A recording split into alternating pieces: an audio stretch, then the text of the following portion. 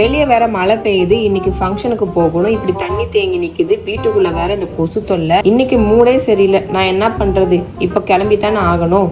அப்பதான் பர்பிள் ஆப்ல சர்ச் பண்ணும்போது இந்த 3 ப்ராடக்ட் வச்சு ஈஸியா வந்து மேக்கப் பண்ணலாம்னு தெரிஞ்சுக்கிட்டேன். Faces Canada ultimate pro matte makeup fixer. இது mattifying setting spray for oily skin.